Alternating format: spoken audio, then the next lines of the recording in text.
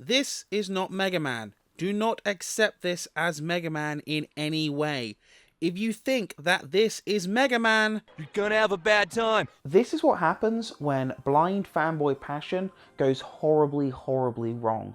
It's also an important lesson in both hype culture and the realities of Kickstarter games. let's start at the root of this upcoming mess, the legend of Capcom Keiji Inafune.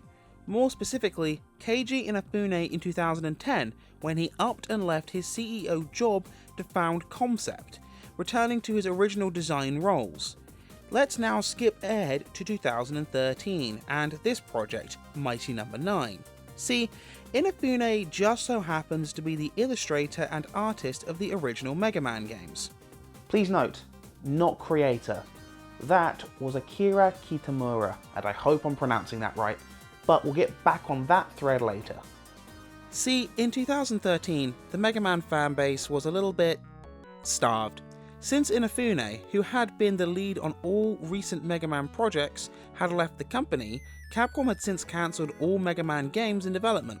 Enter Inafune and his new company Concept at PAX Prime, where they announced Mighty No. 9, a spiritual successor from the man himself.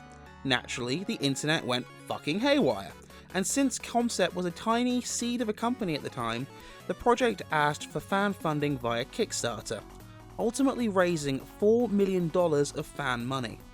The Kickstarter had a fair few controversies of its own, namely a community manager way overstepping her boundaries, but that's not what I'm here to talk about. See, I was apparently one of the 5 people on the planet who didn't fund Mighty No. 9. I have no history here, no relationship at all, so in a weird way I'm kind of the perfect person to review the final product. See, I haven't got the Mega Man connection. I'm a casual fan of the older games, I enjoy Mega Man 2, but I'm really not that invested in the franchise as a whole. So let's have a play. Let's see if the internet is correct in hating this game's guts. I also want to point out that I got this brand new copy on clearance at Target for $9. So it's Mighty No. $9. And it's a pre-order copy too. Yeah. Hey, so I know I said I had no animosity towards the game going in, but why is B the confirm button? That's so brutally against the norm. The only explanation I can come up with is that they let some hipster fuck program the menus. Now, granted, it can be fixed in the options, but why was it even that way to begin with? And why are these option menus taking forever to load? Come on, I'm trying to give you the benefit of the doubt here. Okay, bad start game. However, I can ignore all of this if the main game is good.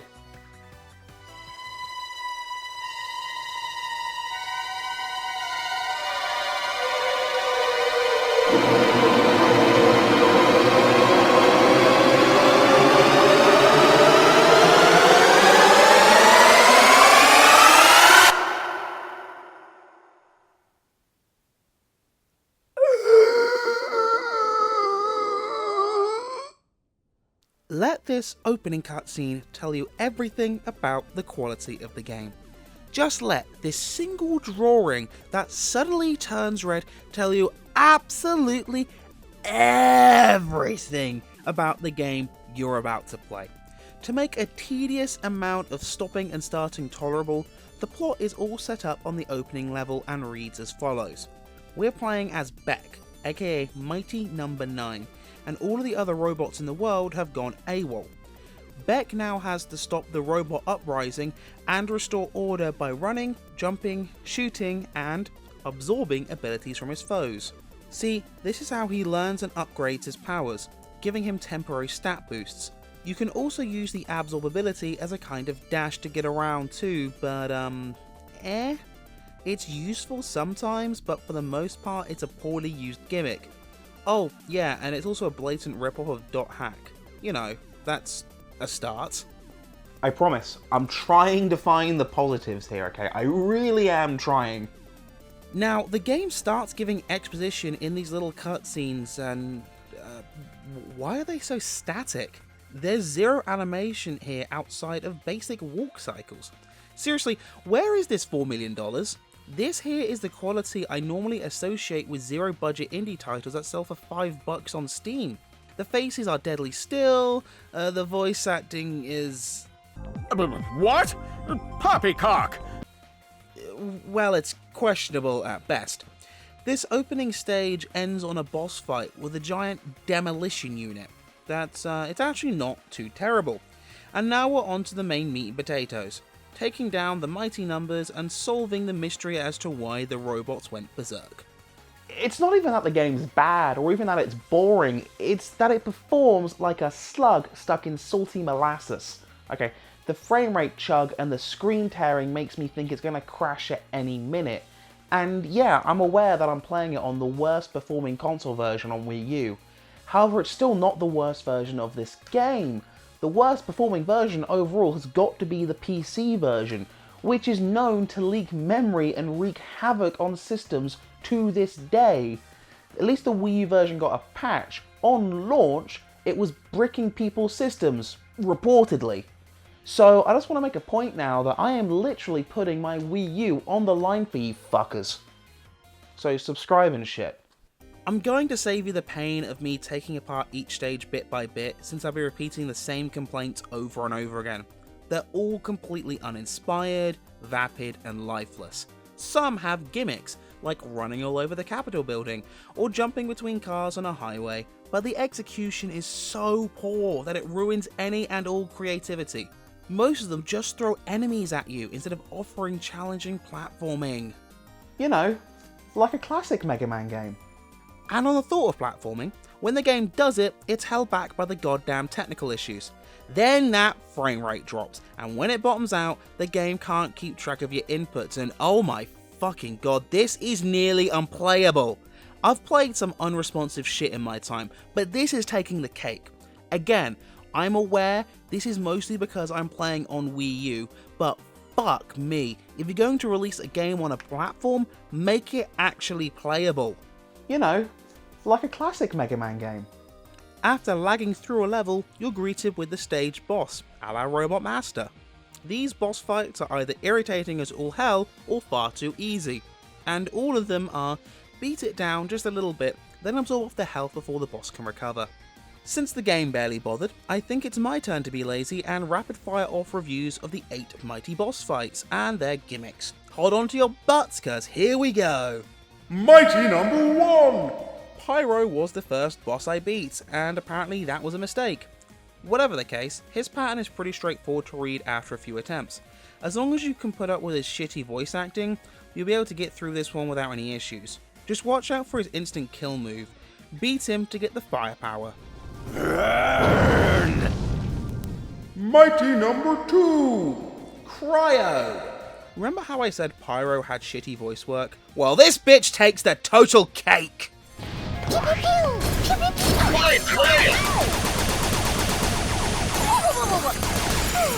you caught a bad cold run. This boss fight is fucking stupid. The game drops hints that Pyro's ability is the key to beating her, but it makes the game lag out so much that you can't dodge her normal retaliation attacks. This one, at least on Wii U, is only really beatable the old-fashioned way with a default blaster. Beat her for the ice power. Mighty number 3! Dina! Look, I would give advice on how to beat her, but before I managed to learn the strategy, this happened. How much did this game cost again? $4 million? Ugh. Beat this glitched out bumblebee for the electric power. Mighty number 4! Seismic!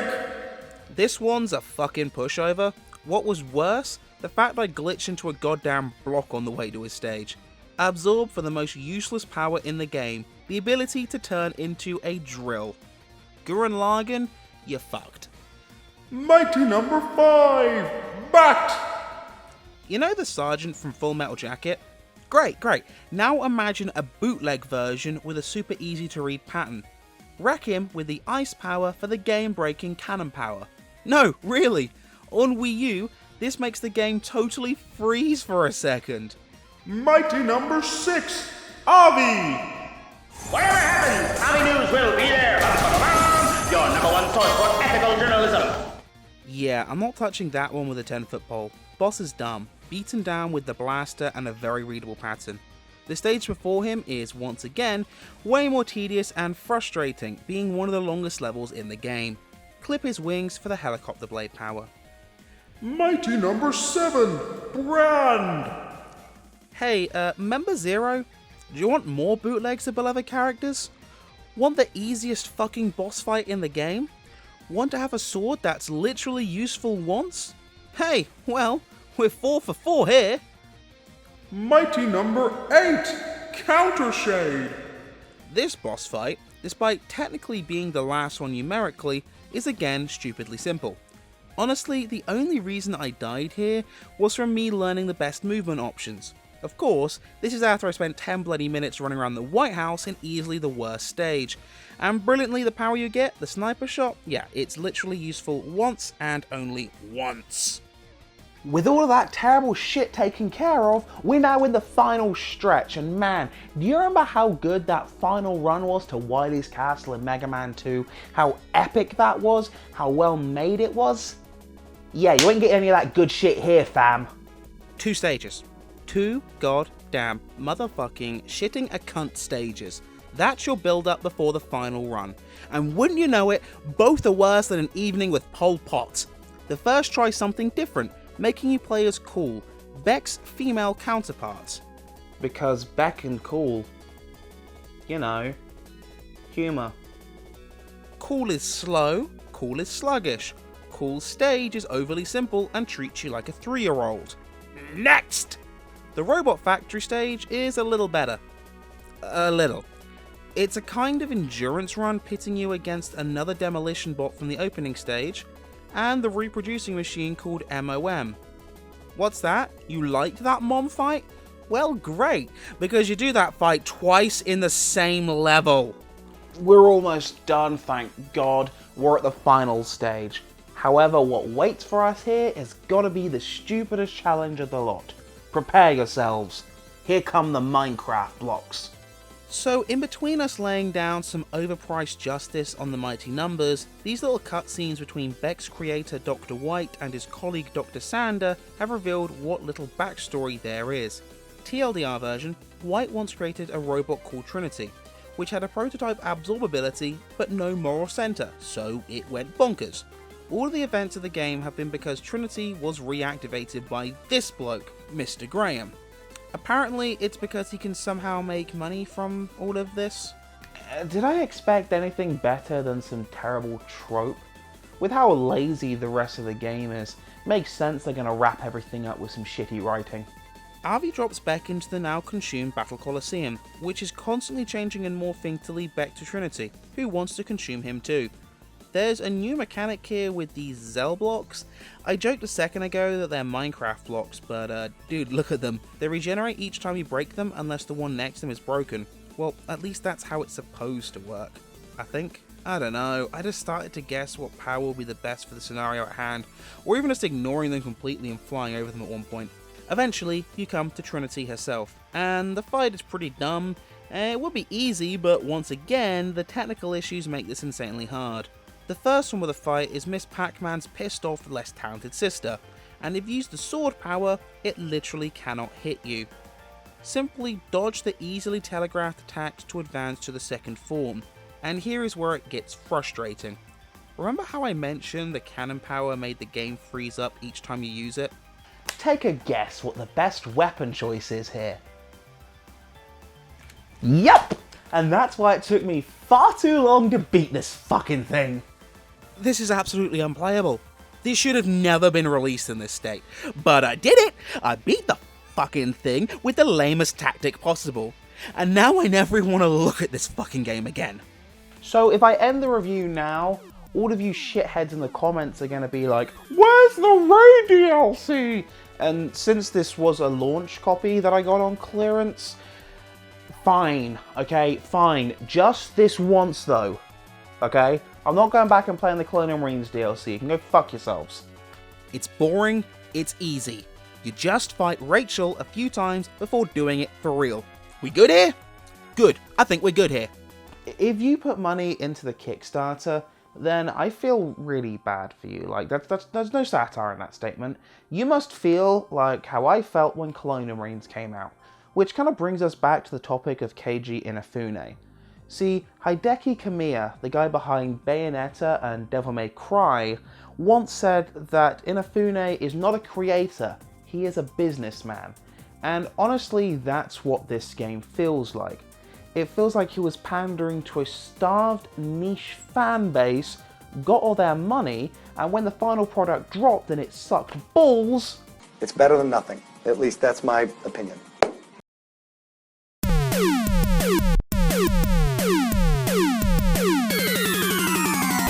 Hi there, I hope you enjoyed the first episode of Season 3. If you feel like watching some more, there's the finale of Season 2 right there, the Colonial Marines review. And of course, feel free to hit that subscribe button and of course the little bell, because that's how YouTube works nowadays. Alright, we'll see you in the next video, guys. Bye bye.